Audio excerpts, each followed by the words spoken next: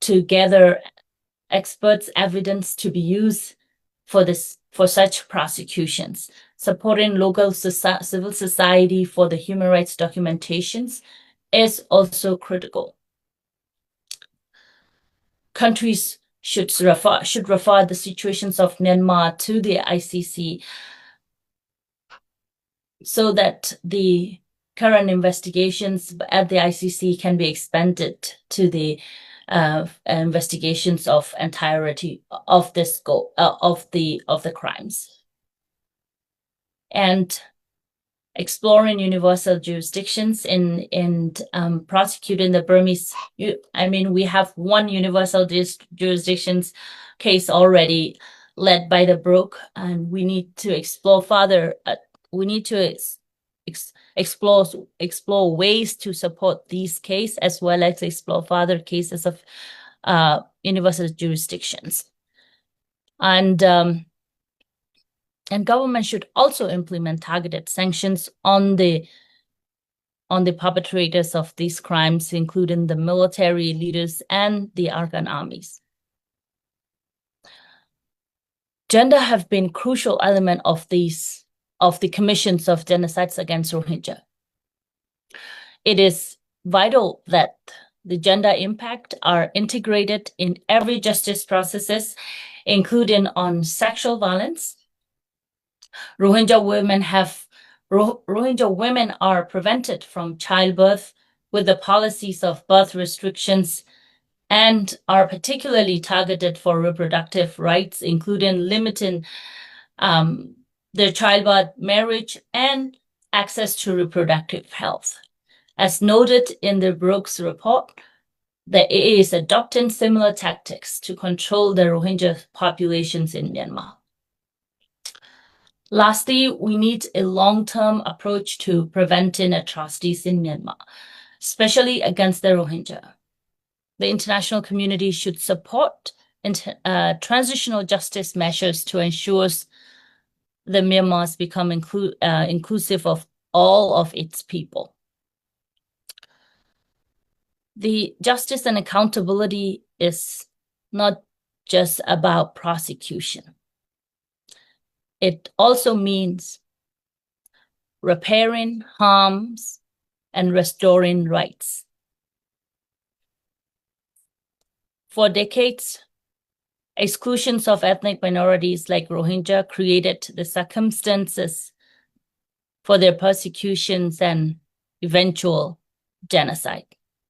Supporting measures for genuine peace, reconciliations, reparations, and restorations of Rohingya rights is essential within the Myanmar's federal democratic future. Thank you very much. Thank you so much, Wai Wai, for that really clear articulation of where international justice processes, and also for zoning in, I think, on areas of how gender informs the experiences of Rohingya women in Rakhine State, not just that of sexual violence, but really thinking about reproductive control and violations of autonomy. And so I think we all have to keep that in mind as we continue to think about what justice means and what are the crimes that we're seeking justice for. So, and on justice, we're going to turn to Arsalan. Arsalan, we've been having these conversations, I think, for 5.5 years now, since the Gambia first filed its case in November 2019. And excitingly, the case now appears to be in its final stages, with oral arguments from the parties and intervening states coming up very soon. Can you explain to us, where are we going? What should we expect in oral proceedings? When can we expect a decision? And what are you expecting out of the court? And how is the Gambia working to integrate Rohingya victims and survivors into these final stages? Yes, thank you so much, Akila, for that question, but also for moderating this discussion and for your engagement with us and our team throughout. And thank you as well to BROUK for hosting this webinar, and also for the constant reporting that BROUK does on the situation in Rakhine State. It's very important to continue to get these updates, and it's very helpful for us as the legal team for the Gambia to be seeing the reporting from BROUK. Yes, as you mentioned, Akila, it's been 6 years since the Gambia initiated this case. Unfortunately, some of the timeline for ICJ cases can be quite long, but and there were, various phases to this case before that helped to extend that timeline. But we are now on the cusp of the oral hearing on the merits, which will be the hearing at the court where the court hears and ultimately decides on the core question in this case, which is whether Myanmar is responsible for acts of genocide against the Rohingya and whether they are going to be held responsible for violating their obligations under the Genocide Convention. I can say by way of update that the hearing is scheduled. The court has not made the information about the hearing fully public yet, but I can share that it will be very soon in the new year. It'll be, at some point in January in 2026.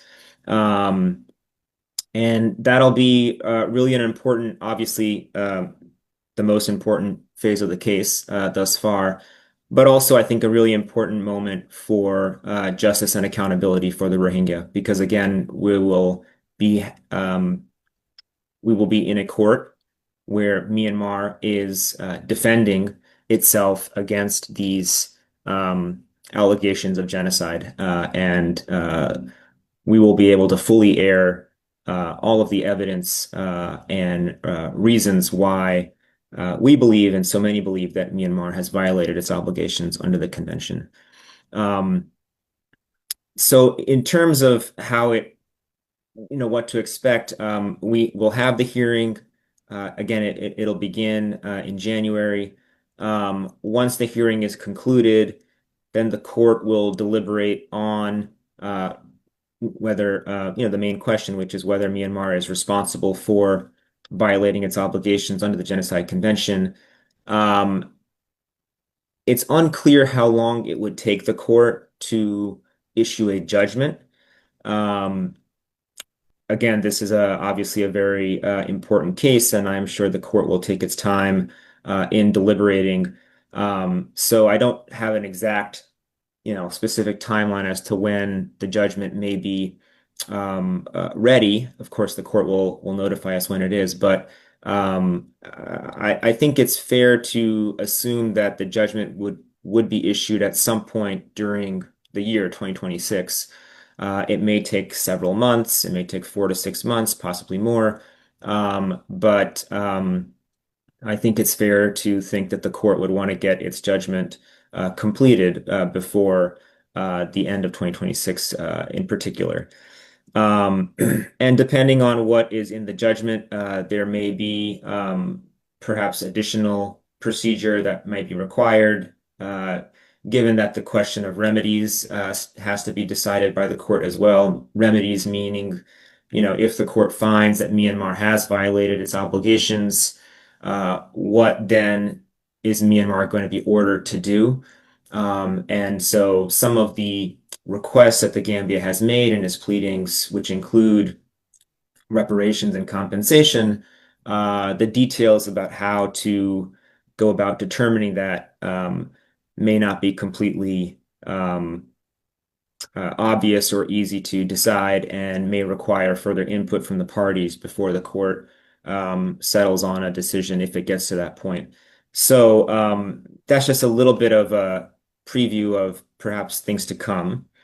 And in terms of the other part of your question, Akila, about incorporating the Rohingya survivors and other community voices, that's definitely been something that we've tried to do throughout this process, including by engaging with organizations like BROUK and others, key community members like Wai Wai and others, to get their input and to ensure that their voices are heard. But in the context of the case specifically, we also have dozens of witness statements from Rohingya survivors. And so that's a direct way for them to be able to give their testimony to the court. Their testimony is, I think, going to be extremely important when the court ultimately does make its decision. We have in the past, during hearings, also, we have tried to ensure that some of the survivors have been able to attend the hearing, and we will be making efforts to try to see if that can happen again.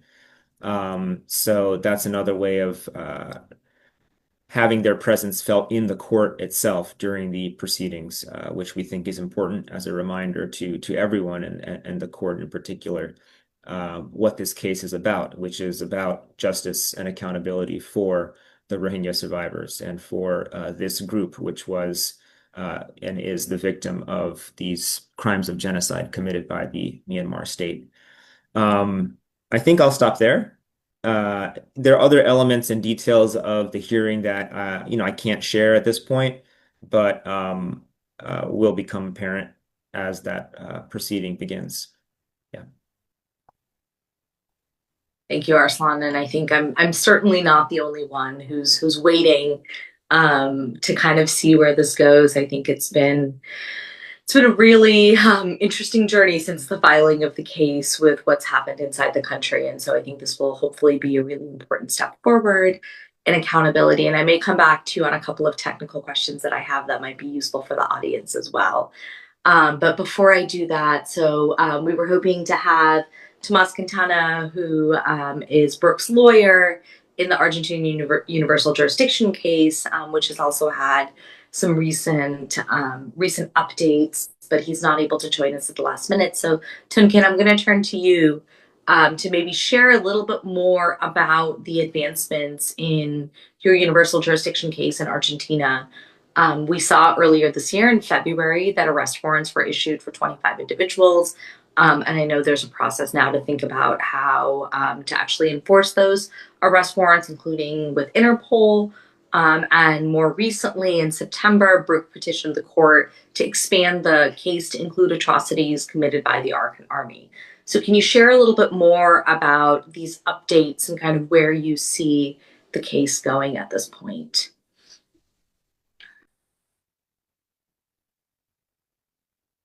So I don't know the line got. So you want me to what's the status of after arrest warrant and the expansion to the Arakan Army in Can you hear me well? Is it okay? You're coming in a little loud, but yeah, go ahead, Tun Khin. Can you hear me? Yeah, so one thing here is Argentina court arrest warrant release February 13 this year.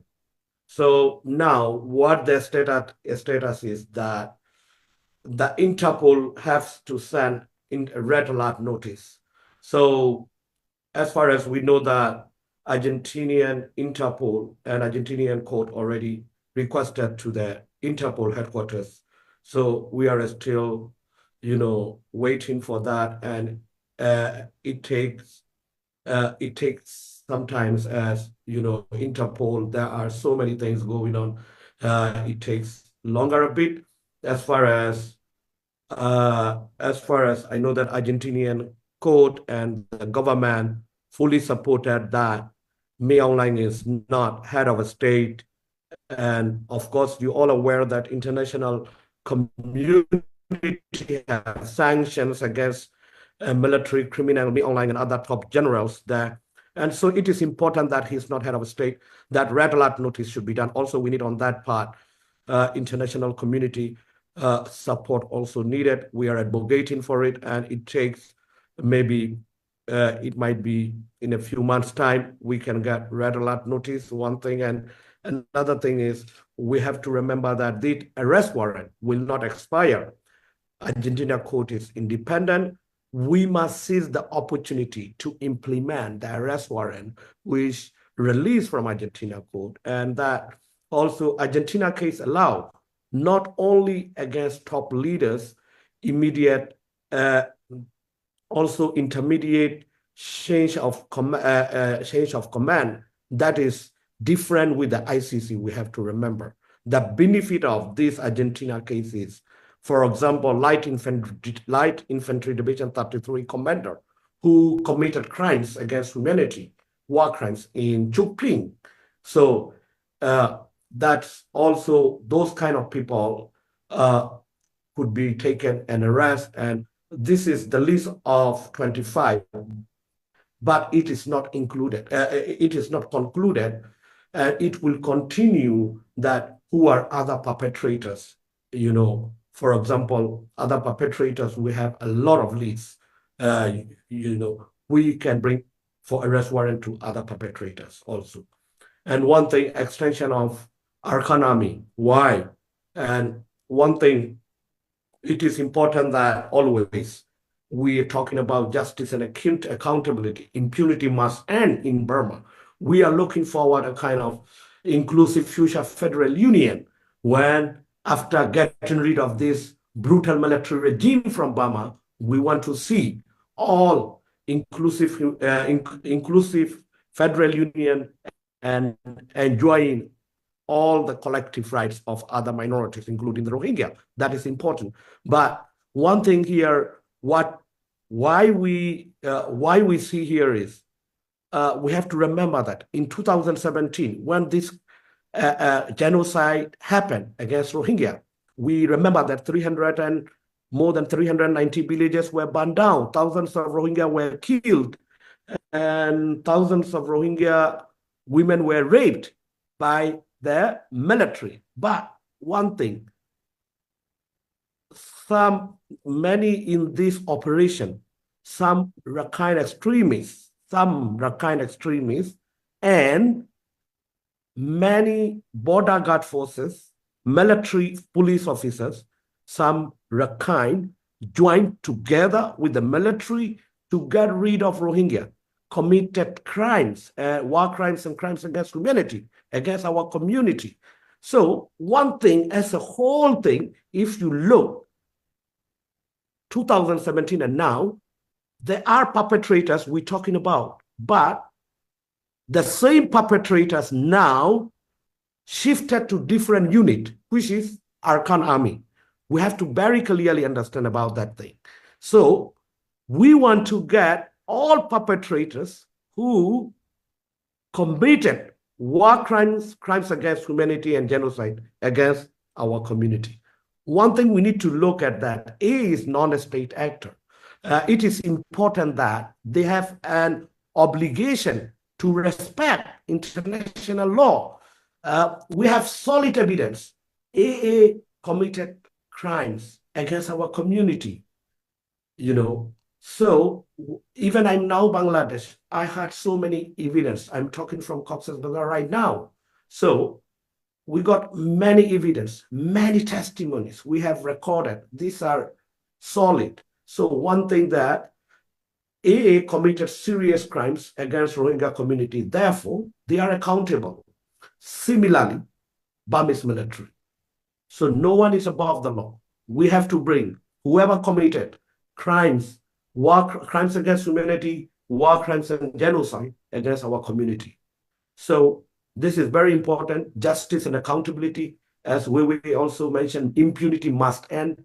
As a whole Burma, if we are fighting against this military regime, we have to, the top line is that impunity must end. We must bring whoever committing crimes or war crimes or genocide must bring those responsible.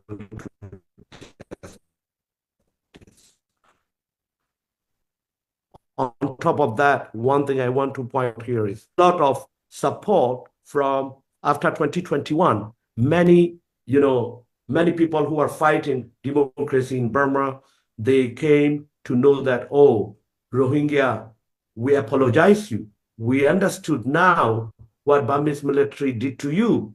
Again, this is 2025. In 2024, what happened against Rohingya community? They were silent. So we must be very in principle, and we are looking at future inclusive federal union. This is very important that our principle for the basic rights, human rights, and justice and accountability, there is no one above the law. We have to keep on these things, and that's the way we can move forward for our country. Whoever fighting revolution or fighting, different ways, democracy movement groups are, we have learned so many things. Enough is enough. As a community in Burma, we have suffered. We know that how brutal this military. End of the day, our command enemy is Burmese military. We must fight for the inclusive federal union. We must get rid of them. But we need to follow the principles which are very important. Where what we fighting for and what is our goal. Otherwise, Burmese democracy movement or inclusive future federal union, we cannot expect with equal rights. Thank you. I stop here. Thank you, Tun Khin. And I think, as you said, what you're doing really goes towards the point that Wai Wai made about the importance of expanding the scope of justice and accountability to ensure that there is comprehensive justice, including through a referral to the ICC and thinking about what you're doing with your universal jurisdiction case as well as others. Arsalan, I'm gonna turn to you really quickly and put you on the spot on something that I think relates to this conversation, which is the ICJ case. The substance of the case is, of course, largely based on events that happened in 2016 and 2017 in Rakhine State, but obviously it has been a rapidly deteriorating situation since. And I was wondering if you could just briefly talk about the role of the provisional measures and how the court will actually perhaps incorporate some aspect of what has happened in Rakhine State since you filed the case, even if the substance is largely focused on the past, because I think that's useful to think about in this conversation about justice and accountability. Yeah, absolutely, Akila, thanks. It seems like we've been shifted to a classroom or something. Hopefully you can still see and hear me. Yes, so the provisional measures order of the court is a binding order. It's an order that's binding on Myanmar, and any violations of that order, Myanmar would be held accountable for such violations as well. And so part of the case and part of what will be argued at the hearing is whether Myanmar actually did abide by the provisional measures order or whether there were violations of that order since its issuance by the court in 2020. And part of what the court has authorized, of course, the court ordered Myanmar to report twice a year on the implementation of the report. And that's in part why we're here today, because BROUK has issued a report that's seeking, on the same timeline to provide its own update about what's happening. But in the context of those updates and reports, the Gambia is also able to respond and provide its views as to developments, and has consistently argued that Myanmar has not been fulfilling the provisional measures order to the extent that it needs to be implemented and should be implemented. And furthermore, in the context again of what's happening in Rakhine State, we have also informed the court about the actions of Myanmar in terms of fomenting division between Rakhine and Rohingya communities, in terms of forcibly recruiting or conscripting Rohingya and forcing them to the front lines of this conflict, in terms of, evidence of Myanmar engaging with or collaborating with or coordinating with groups like ARSA and RSO. And so all of these actions, we believe, are actions that indicate that Myanmar has violated the provisional measures order. And it's certainly what has, I think, contributed in large part to the ongoing abuses and violations that the Rohingya community is being subjected to. And it's necessary to call that out as part of an effort to bring stability back to Rakhine State and to, hopefully ensure that there is no more conflict and that the area is once again suitable for the Rohingya to return, because I know that's the number one priority of the refugees in the camps. They want to go home, and it's important that the situation there be stable so that they can go home in a safe, dignified manner. Thank you, Arsalan. I think it's really useful to understand how, as these international justice processes do feel so long, and sometimes removed from the situation in which they were, that prompted them, it's really useful to hear about how this case, for example, can continue to deliver at least a part of what accountability can look like for the ongoing situation in the country. So a really, really useful clarification. So thank you for that. Tun Khin, the other thing you mentioned as you were closing out really is the importance of looking forward towards the future of an inclusive federal democracy in Myanmar. And really, these international justice processes have been complemented by locally led initiatives towards transitional justice and a future peaceful Myanmar, including, for example, the Arakan Rohingya National Council. And both of you run your own organizations that are engaged in the work of peacemaking and democracy building. So, what do you think is needed now to better support the leadership of affected communities from Myanmar in the fight for justice and for peace? And maybe Wai Wai, let's start with you, and then I'll turn to Tun Khin. Thank you, Akila. Indeed, for too long, the world has spoken about Rohingya people instead of speaking with us. Yet across Myanmar, in the refugee camp, throughout the diaspora, Rohingya leaders and local organizations are driving some of the most important work for justice, documentations, peace buildings, and community protections. And many of us who are engaging with the Burmese Myanmar politics, working towards building an inclusive transitional justice processes. These efforts are not supplementary. They are foundational to the sustainable peace in Myanmar and for the future of Rohingya. It took up nearly 50 years for Myanmar militaries and governments to destroy the Rohingya community. It may take 50 years for us to build the Rohingya community back, to bring the dignity and rights and justice for the community. But what urgently needed now is the moral, political, and financial support that strengthen the Rohingya-led initiative and ensure Rohingya leadership has space and tool to shape their future, their own future, or our own future. It is essential to recognize Rohingya leaderships as central, credible, and indispensable.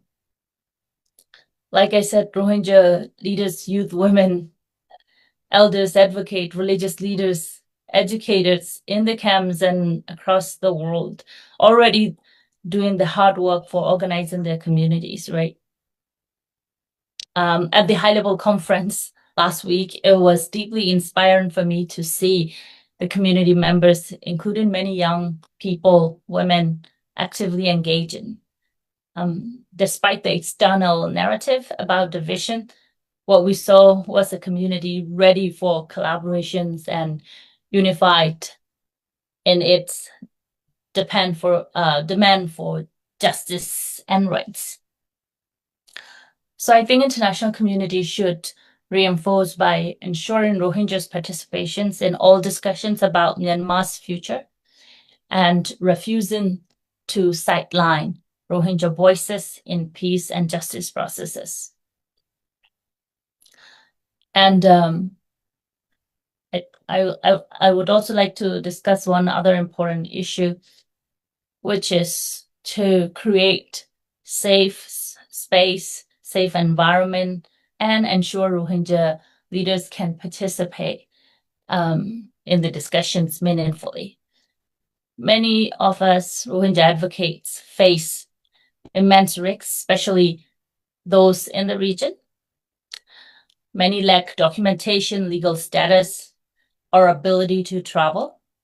Some are unable to attend these critical meetings where decisions about their futures are being made. So we want to see, like we talk about political support. These can be part of the political support, providing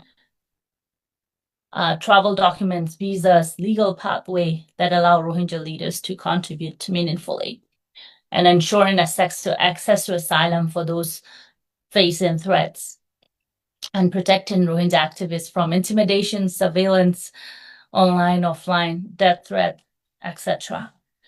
And integrating Rohingya representation to all relevant decision-making spaces, from humanitarian planning to the transitional justice. And lastly, around the financial support, many of us working on the ground in Burma, in the camp, Bangladesh, are underfunded. And it is, and many of the communities are the one who are documenting rights violations, reporting and informing the world, from media to the justice mechanisms, and advocating for justice, preserving our identity and culture, supporting our women and youth, leading educational initiatives, and sustaining community networks under extremely dangerous conditions. And so I think it is critical that there is a flexible funding, multi-year core funding to the Rohingya-led organization. And I think the last thing I'd like to mention is like building bridge across the communities. There are organizations and state attempting to work with the Rohingya, but mostly they rather create divisions than bridging the communities. Because of the genocide that we endure, our communities are scattered all over the world. We have Rohingya in Burma, we have Rohingya in Bangladesh, and we have Rohingya across the world. They all are important. Their experience, their knowledge, every one of us are Rohingya affected by this genocide.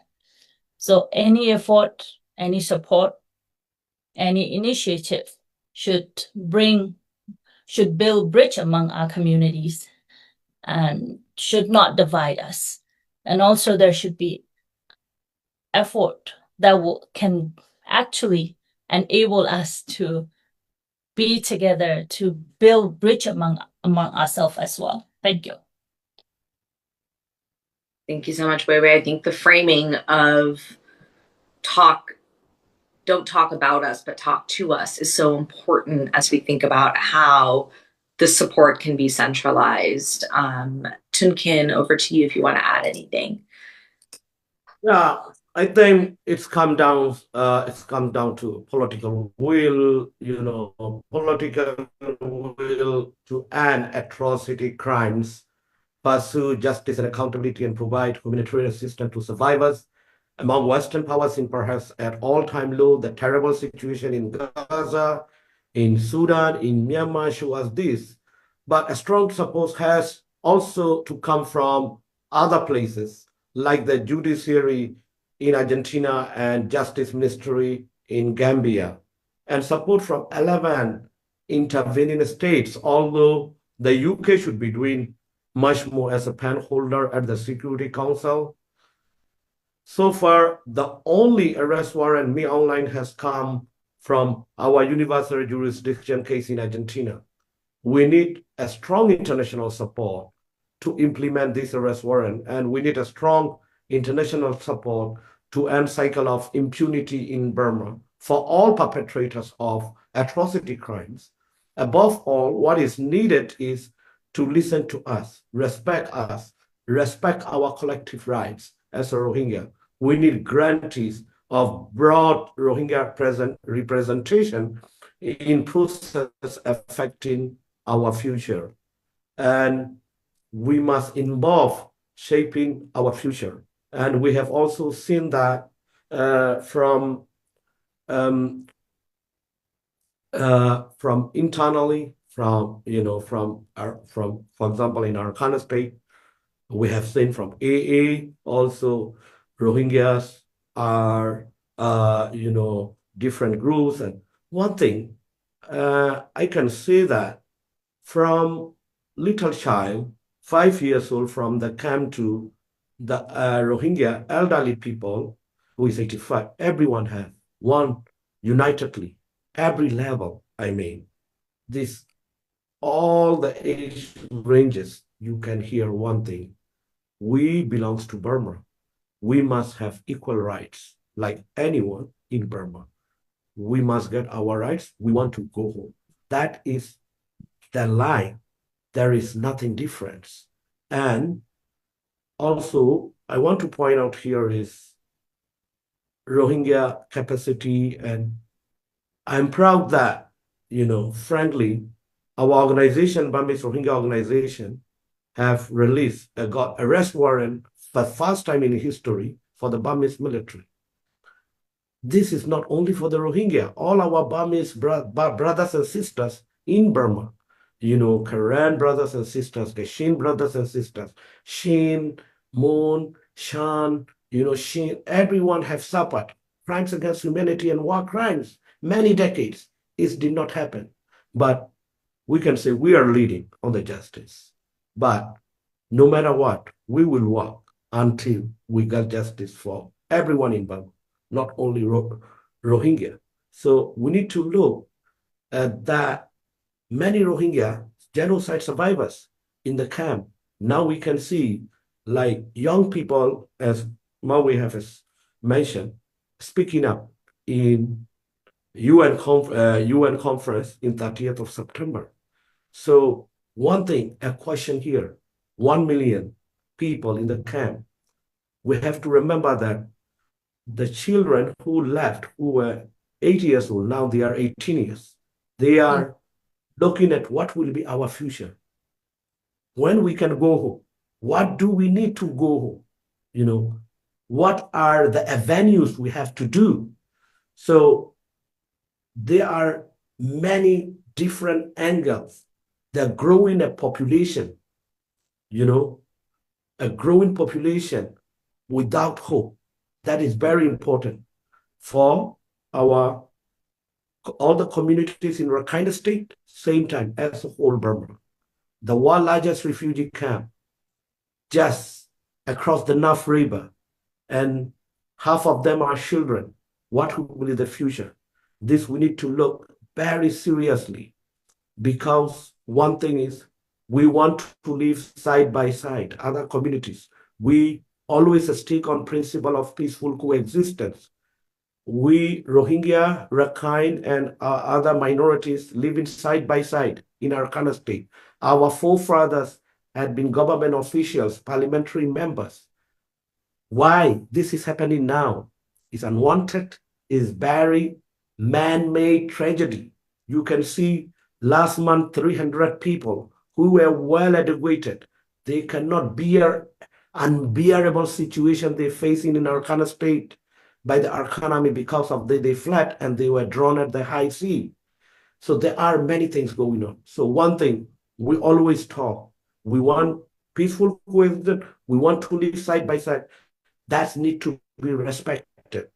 And that is important that international community, supporting, coming up for that. Also, same time, we call for the dialogue. Dialogue is needed for that is important, that how we can shape Arakan State together with other communities for rebuilding Arakan. This is how everyone among the Rohingyas. But we have seen accusation, propagandas.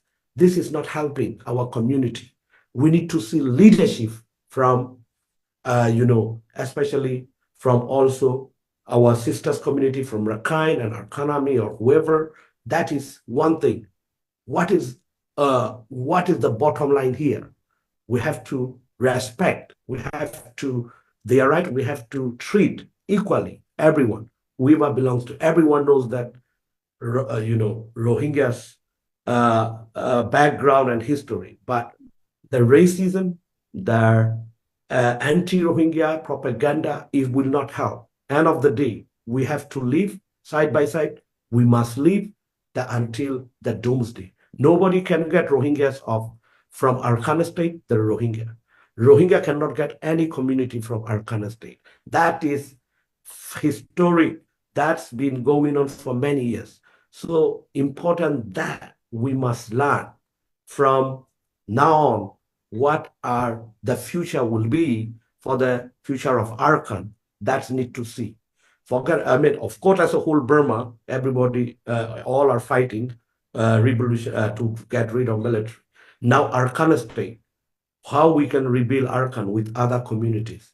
That need to be more broader way. That need to be more, practical, and get rid of hate, anti-Rohingya campaigns and these things, and let's rebuild Arakan. Let's come together and let's treat equally everyone, respecting identity and everything. That is the only way. So from our leadership, Rohingya, they all have this broad mind to rebuild Arakan. But we need to get from all the other side must come together to do that. If we fail in that, what can happen in our future? I mentioned 1 million Rohingya in the camp. Young people are half of them. They are thinking of what will be our future, what are the hope, what we have to do. That's very important to see on those lines. Thank you. I stop here. No, I think thank you for highlighting the intergenerational impact of the situation in the country, and really how everyone needs to be thinking very carefully about not re-entrenching the politics of division. Both of you have raised that point, I think, both from the international community, but internally, and really to think about how to support Rohingya leadership, not just in addressing an immediate crisis, but really as central to building a future peace and democracy. So I think that's so important. And in the echoes, I think, of what you've been talking about, Tun Khin and Wai Wai, we see the echoes of other situations in Palestine, in Sudan, reflections of these situations. And I think that, as we've been talking, we have, Tun Khin, you talked about how the Rohingya are leading the way for justice for all of Myanmar. In many ways, the Rohingya are also leading real innovations in processes of international justice, precedents that are moving forward, including, at the ICJ, we see more cases that are now being filed under the theory of erga omnes partes, which was really solidified in, the Gambia versus Myanmar case, and by the court's decision on preliminary objections. And so, Arsalan, maybe just briefly, I think, and then we're going to turn to some audience questions, but what can other affected communities learn from the Rohingya about mobilizing the mechanisms of international justice and accountability? Are there opportunities for direct community-to-community engagement and support? Yeah, thank you, Akila. No, I think absolutely there is so much solidarity that I've seen just personally in terms of solidarity between, Rohingya communities and communities of other other communities who have faced atrocity crimes or continue to face atrocity crimes. You mentioned the Palestinian communities, Sudanese communities, Uyghur communities. There are unfortunately a lot of communities that are and have been subjected to such crimes and violence, and I think there is a lot of space for that type of solidarity and collaboration, and of course, cross-learning. I mean, you mentioned that there has been an increase in activity at the ICJ based on the erga omnes partes theory, and I think that's extremely important. It's an extremely important way to activate this, sort of latent means of enforcing international human rights norms.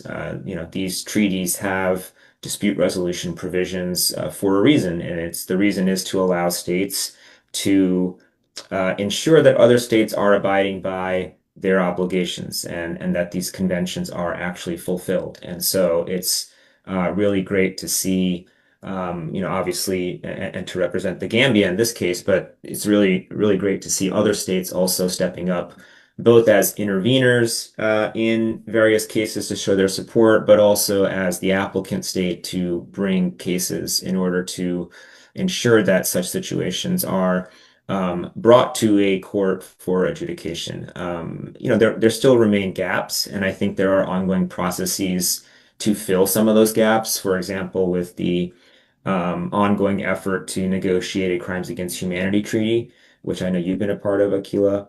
And I think those efforts are really important to help, add to the landscape of potential enforcement options to ensure accountability. And I think, BROUK and other groups have done a really inspiring job of focusing on universal jurisdiction cases. And their Argentina process is extremely innovative and successful, and other communities have followed their lead, like the Uyghur community, in opening up investigations in Argentina related to the atrocity crimes being committed against Uyghurs in China and Xinjiang.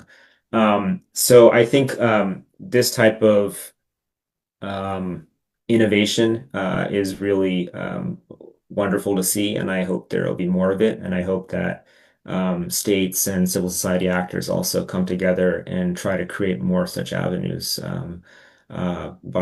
by new treaties, new instruments, or expansion of existing ones. So yeah.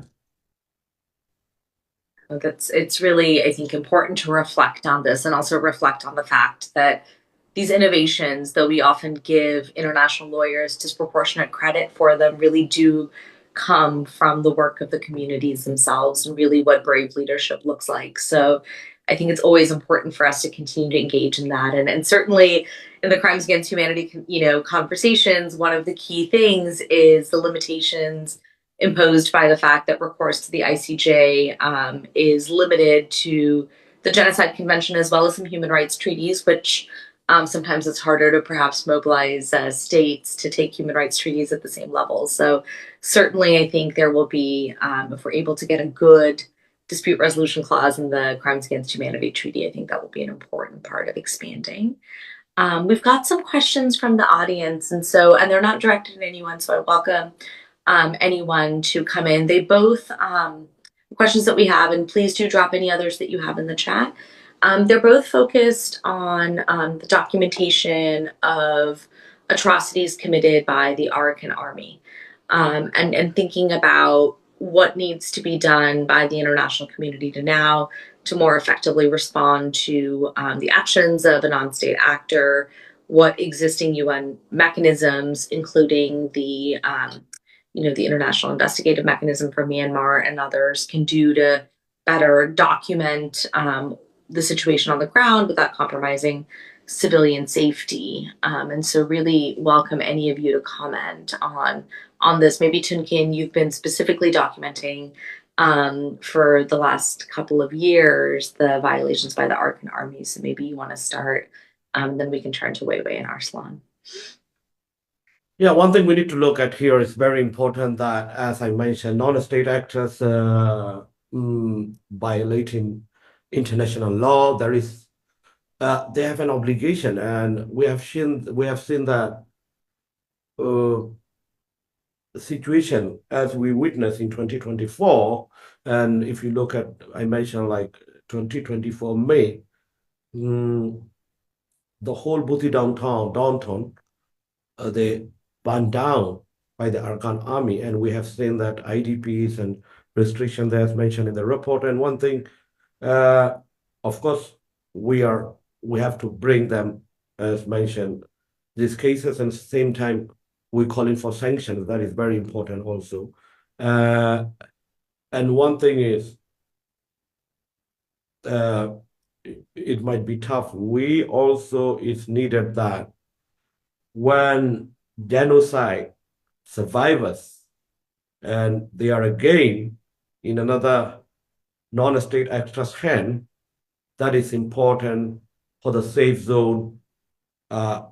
People may not be agree, or other international presence is important, because otherwise you can say I mentioned about one boat, about 300 people drowned at the high sea, just like last 10 days before, 2 weeks around, that every day Rohingyas are fleeing, and Arakan Army is trying their best to expel Rohingya community and demographic changes, and many Rohingya villages they bring in, Rakhine villages, and the shaping the changes of the Rohingya villages. As 1 million Rohingya already fled before in 2017.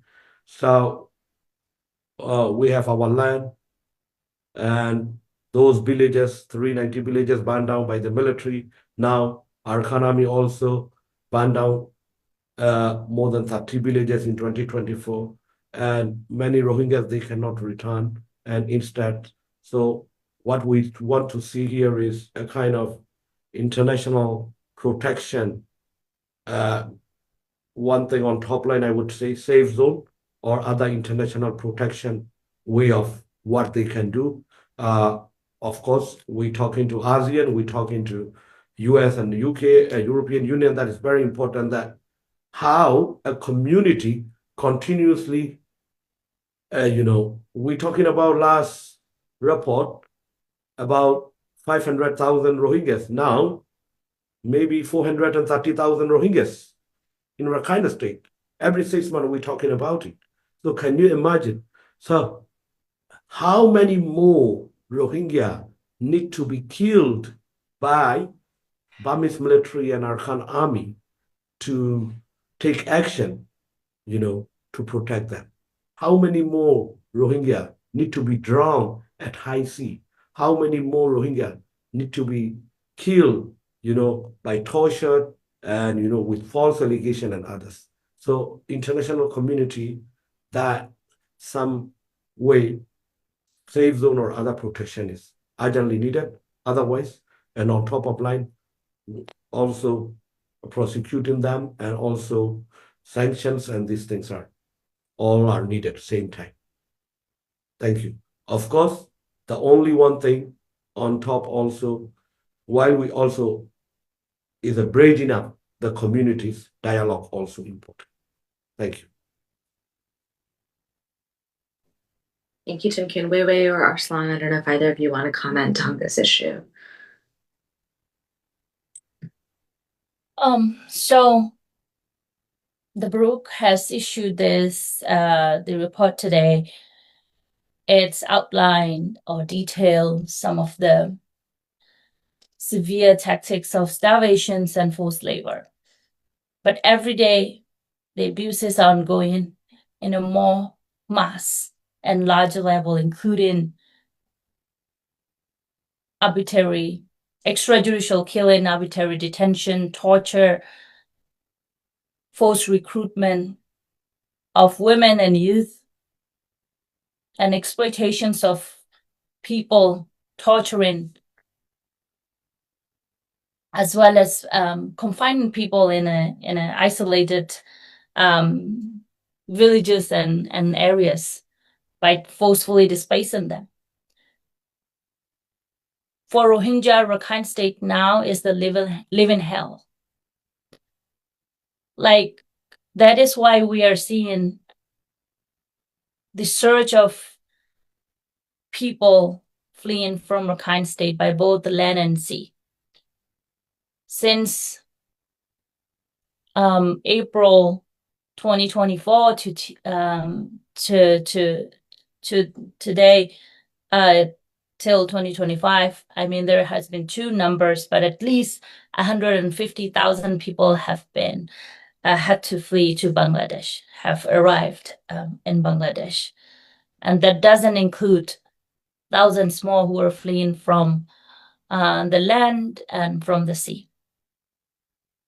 These situations require urgent protections and humanitarian assistance. we were hoping that the high-level conference in New York will deliver or discuss some of these serious issues and take the situations in with urgency.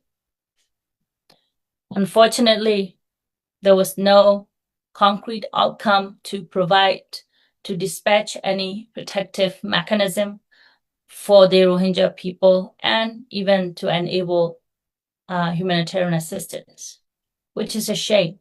This was a once-in-a-lifetime opportunity for us to address the Rohingya crisis. And now we are hearing that there will be a conference in Doha, and we hope that the conference will actually address the urgency of the situations in Rakhine State. Not only this deteriorating situations in the camps and repatriations, but the protections of Rohingya in Rakhine State. Only Rohingya in Rakhine State are protected and safe, and there is a conducive conditions we can have a discussions about repatriation. So I think it is absolutely critical for the international community to consider measures and mechanisms to protect the Rohingya in Rakhine State, whether by sending an international observers or even discussions about, protective zones, like many of my community is calling for. And the cross-border aid, it's absolutely urgent. While the entire people of Rakhine State are suffering from malnutrition, but Rohingya are particularly targeted for the starvations, as it's detailed in the report. So enabling cross-border aid is essential at the moment. Thank you. Thank you, Wai Wai. Arsalan, do you want to add anything? Or I might have maybe a more pointed question towards you that's come out from their responses, which is really, I think you're both highlighting as things continue to deteriorate, the fact that the high-level conference, the Security Council, we're still failing to see action, really meaningful action come out of the international community. One of the ways in which an eventual ICJ decision could be a tool is that its enforcement lies with the Security Council. And that could be something that could be a mobilizing factor. And Arsalan, I don't know if you want to just comment very briefly on how that could be important for the community as we think about actions, how the court decision could potentially be mobilized outside of what the court does itself. Thanks, Akila. Yeah, we certainly are hope no actors are waiting for the court decision before doing things, because the situation is so dire that urgent action has been necessary for a number of years, and so are hopeful that further international attention and meetings like the high-level conference where Wai Wai spoke, or other planned events can help to spur necessary action. But yes. Our hope also is that a judgment finding Myanmar responsible for violations of the convention can spur additional action by the international community, not only to enforce that judgment, but also to resolve, the ongoing violence in the country, in Rakhine State, and I think it would provide an opportunity to do that, because if you have such a judgment, then states that may have been less inclined to take more coercive measures against Myanmar would have additional reasons to do so, given that those crimes would have been established. And so I think it does create that opportunity, and hopefully, again, hopefully action is taken beforehand and no one's waiting for this. But if we do get a successful judgment, perhaps that can lead to more urgent and forceful action that can both, function as a way of implementing the judgment, but also ultimately address these underlying causes of the ongoing violence in Myanmar more broadly and specifically in Rakhine State. I think that's right, that we can't wait for the judgment and hope for a successful judgment, but certainly, I think in this world of multilateral crises, having all the tools that can support us is really amazing and useful. We don't actually have any more questions, but I'm just going to turn it to Tun Khin and Wai Wai very quickly to comment on the upcoming elections, because I think that's the other thing that's looming in this conversation, is really how the military is trying to force elections in the next month amidst a humanitarian crisis, amidst conflict, as a way of legitimizing its rule. And this is something we've seen them do before. We saw them push through the constitutional referendum on back in 2008 in the wake of Cyclone Nargis. And so really to think about maybe using the few minutes that we have left to send a message to the international community about what are you expecting as it relates to these elections? Because the last time around, we saw the international community fall for, sham elections, the results of a sham election in the context of setting forth a new constitution for the country. And I think it's important that we address that these are not new techniques, and that we've seen the international community look to them as solutions, which proved to be, I think, ultimately non-solutions. So I don't know, Wai Wai, maybe you want to start and then Tun Khin. Sure. I think what we need to understand is that this election is not an exit strategy. It's a trap from the military institutions in Burma, from the military, to legitimize their control and their power. The situation is different than back in 2010. In 2010, they have full control. In 2008, they have full control of the country. But now, they don't even have control over the half of the country. Even if they try to proceed with this election, it will only bring more disaster. It will only create more disastrous situation in the country. It will increase violence. It will increase the attacks against the chaos and all of the disasters. That's for a fact. However, when it's come to as survivor groups, when it's come to the justice and accountability, ending impunity, if we are committed to ending impunity, this will signal the junta, the military, that they can continue to get away from the crimes that they have committed and they are continue to commit to this day against the civilians across the country, not just against the Rohingya. And these are actually obvious factors.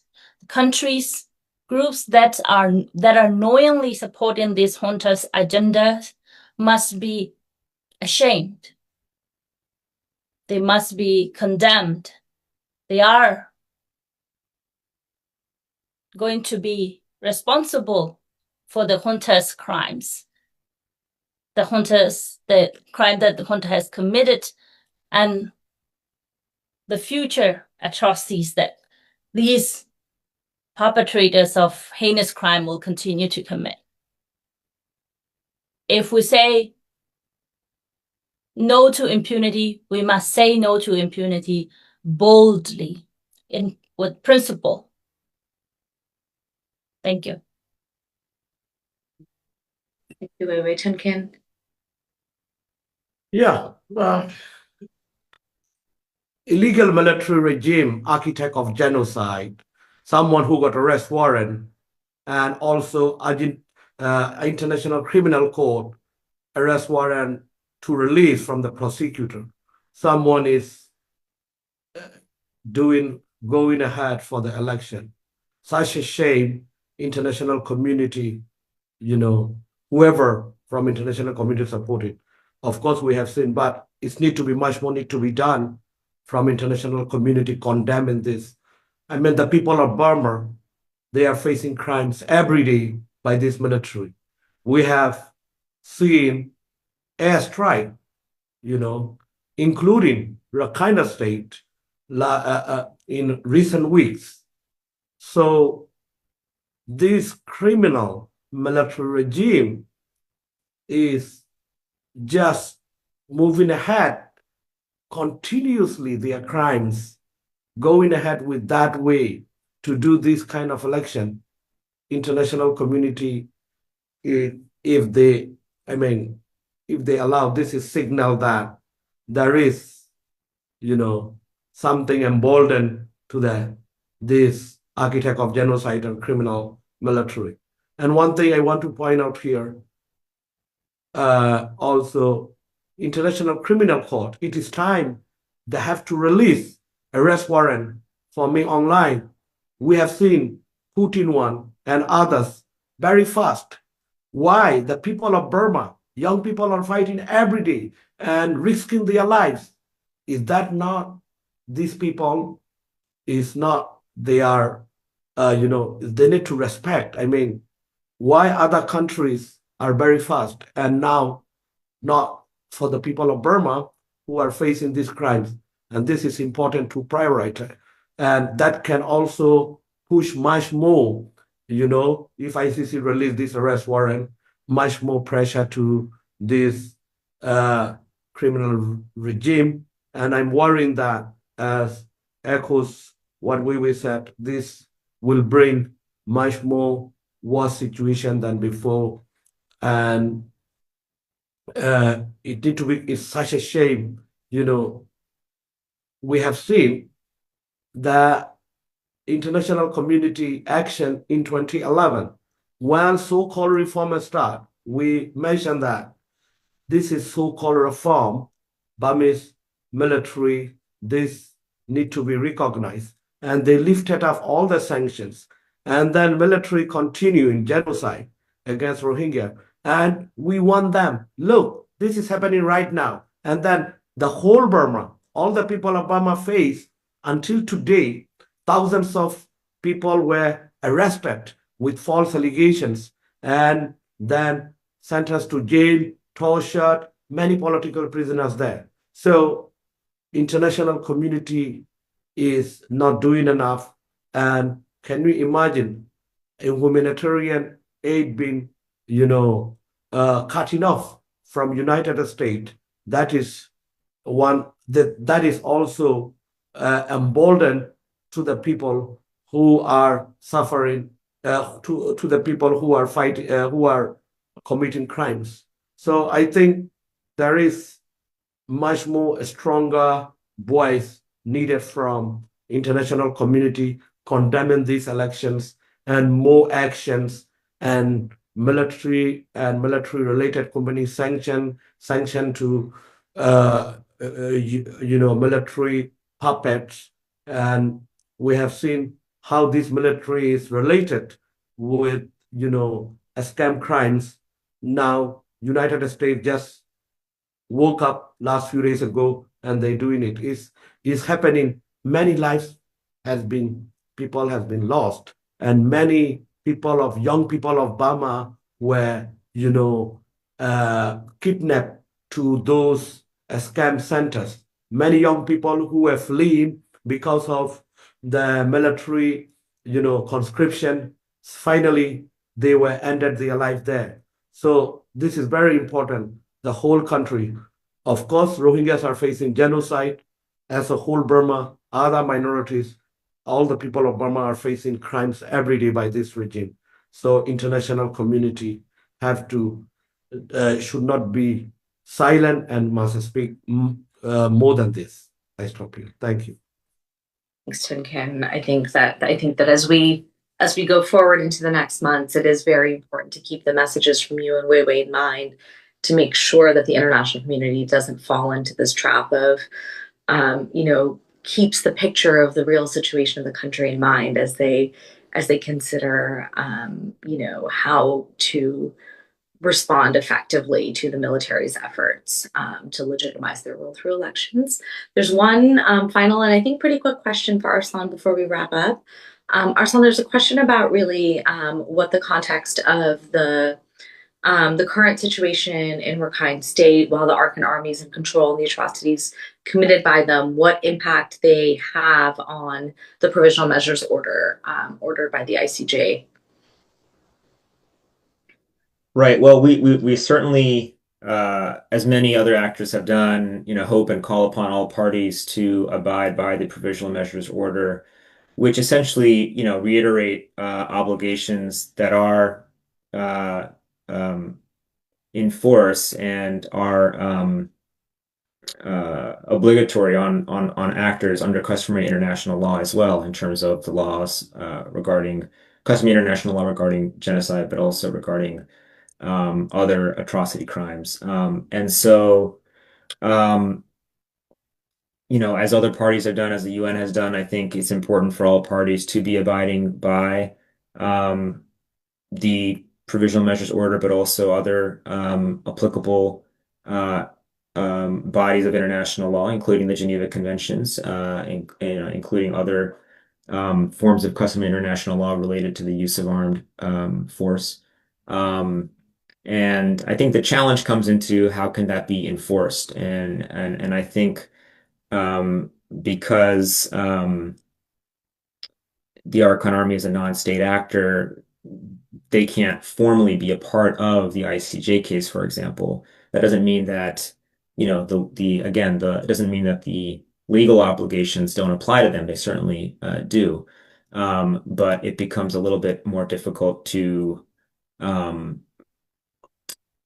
seek enforcement. And, in that regard, I think it's still important to remind everyone, including the Arakan Army, the fact that we do have an active investigation that is ongoing, not only by national authorities like Argentina through BROUK's initiative, but also the IIMM, the International Investigative Mechanism for Myanmar, is engaging in ongoing evidence collection, including related to potential crimes by the Arakan Army.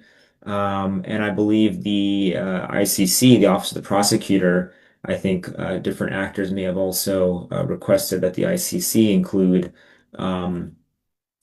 include potential crimes by the Arakan Army in their investigative activities. And there have been allegations, of course, of forced displacement of Rohingya communities by the Arakan Army, which would be a crime against humanity under the same theory that the court has found jurisdiction over Myanmar under those types of crimes. And so it may be that the more immediate potential for direct action could be through that criminal law accountability route, but I certainly think all forms of accountability should continue to be considered and investigated.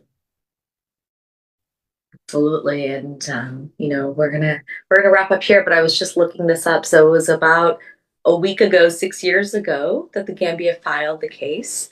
And we really have been in this conversation together for over 6 years, and perhaps the next time we convene, we will be in a different stage, and perhaps be looking both towards some really incredible, important steps in achieving justice and accountability for the Rohingya, for Myanmar, and really hopefully setting the trajectory forward for a future inclusive, peaceful Myanmar where the Rohingya are able to safely return and live in equality with their fellow country people. So thank you to everybody who's been here with us for this conversation, and looking forward to perhaps what the next one might look like. So thank you, everybody. Have a great day. Thank you, everybody. Thank you very much. Thank you for joining.